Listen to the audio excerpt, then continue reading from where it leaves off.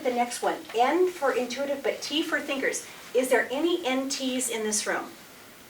Outstanding. Are you guys good in the workplace? We're good friends. You're good friends. You know what? Thank God, because there's only 12% of you, and you probably get each other, because women idealists, I have to tell you, Hillary Clinton is a female idealist. Smart, blunt, direct, unflappable. And very competent. Competent is your middle name. And you know what? You value competence, because what does it say? You value intellect and competence. You know what? Your motto is, people better use their brain. God gave it to you, how about you exercise it? The interesting thing about rationals, remember they're that future-focused thinker, so they're kind of 4 and 5 steps ahead. Strategic thinking, strategic planning is really one of the hallmarks of rationals. Notice they tend to be lawyers, scientists, and engineers. They almost are always seeking to acquire knowledge. They are excellent at problem solving, systems analysis. They are skeptical and strong-willed, and frankly can be somewhat individualistic. People can perceive them as arrogant. They don't care. No skin off their nose what you think. Your feelings are your business. They are doing what they need to do. It's fine. So, work is work and play is work. I have to say, usually if you want, if you've got a project, a rational person will really work hard to get it done. They get bored easily though, and they don't know why it wasn't solved before, but they will work tirelessly to get it done, and they're excellent. If you know when people say the company's failing, we need to retool, they will bring in rational, because that rational will say, this is the business, this is how you screwed up. Fire this person, this person, this person, and then let's get that up to speed. And then after they've done it and the company's back up to speed, they're bored. They want to go find a new problem or go into a different area of their company and fix that one. Because they want the challenge. They like the mental challenge.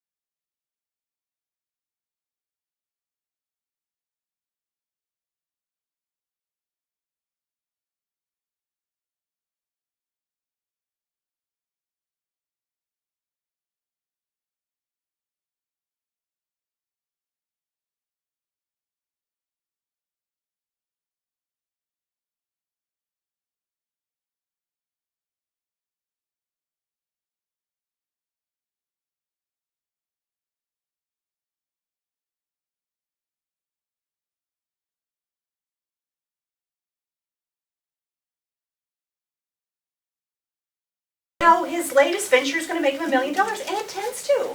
He doesn't. He's very interesting that way. And Magic Johnson. Now, interesting that they're finding that now with professional sports, there are artisans tend to be the personality type that you want in the fourth quarter with 2 minutes to go to take the three-point shot, right? Because you know what? They live for it. Kurt Schilling, I don't know if you remember years ago, he had his ankles were all bloodied, he was in enemy territory, and he was going to throw out the side. And he walked up and he strutted, and he looked at these enemy who were booing him, and he's like, bring it on. And he struck out the side. But you know what? If he hadn't struck out the side, he wouldn't care.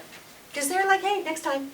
So they tend to take very big risks. So they're used to big successes, and big failures are just the part of the price tag, right?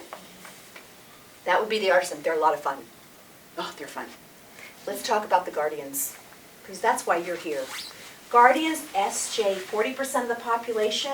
What do guardians value? The word is tradition. Guardians are wonderful people. They tend to be our supervisors. They're our managers, our nurses. There is no one like a guardian to be dependable, hardworking, cautious, helpful. They respect authority. And they were this way when they were 5. They know right from wrong. There's sort of an internal sense of right and wrong. My niece is a guardian. And at 5 years old, I asked her a question. She said, well, that's not right. I said, how do you know? She goes, me just note it. I said, okay. And so she's always putting her little hands on her little hips and saying, that not right, that not right. Why you say that? Why you do that? That not right. And I'm like, when I was your age, I didn't know right. I'm like, what are you even talking about? But that was her. So very often, guardians, bless their hearts, follow their shoulds, not their wants. You walked into the One Institute, right? Sometimes people say, what is the One Institute? I said, well, we could have called it the Should Institute and tell you what you should do. But we prefer, what do you have that you don't want? What do you want that you don't have? And they're like, well, we should do this. I said, I appreciate that, but what do you want? Well, I really should. I said, okay. One more time. What do you want? So they have a little difficult time with this. Now, guardians, more than any other type, love to join groups. They like to join groups, and they like to maintain the stability of the group. My sister-in-law, Kim, 30 years on the same bowling team. She's still like, if she breaks 100, she's doing great. I don't understand. Her game is not getting better, but it's the tradition. She wants to do it, and they're very good at goal completion. If you want something done, give it to a guardian. Might not be right, but it'll be done. And because they're so traditional, they tend to like the same restaurants, the same vacation spots, the same routines. We never go to Tahoe for Christmas. We always go to Mom's. We always go here for Thanksgiving. And if you suggest something differently, they can look at you like in a panic. Why would you even suggest such a thing? We always do it this way. So, and bottom line, what do they want? Follow the rules. If everyone would just follow the rules, life would be good. There's a handbook for that. We can help you just follow the rules and everything would be good. Now let's talk about some famous people. Well, Warren Buffett is a very classic guardian. I watched an interview and he said, when I was 10 years old, I was mowing lawns, I was delivering papers, I was earning money, and I saved it. And he said, when I was 19, I had enough money to invest, and so I wanted to find a company with a product that I understood, a tangible product. And he said, and if that company was in trouble, I'd study the company, I'd say, we can fix that. So I'd buy that company, I'd fix that problem, and I'd keep it.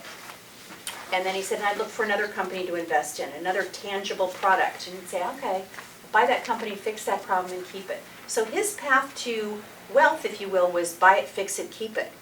In my business, if we had a restaurant in trouble, this was the temperament we'd hire, because they would get there at 6 o'clock. They would work tirelessly. They'd write the schedules. I'm getting some amens over here. They would write the schedule. They'd make sure everybody was on time. They'd check the uniforms. Is the food checked in? Let's make the food. Let's collect the money. And they'd go to the bank, and then they'd do it again. And they worked very hard and very dedicated to maintain. An institution or a company that's in trouble is very upsetting to a guardian. So they'll usually work very hard to bring it back up to its stability. Okay? George Bush, first one, is guardian. Queen Elizabeth, guardian. Her sense of duty and obligation is right there. And then Mother Teresa, very strong guardian persona.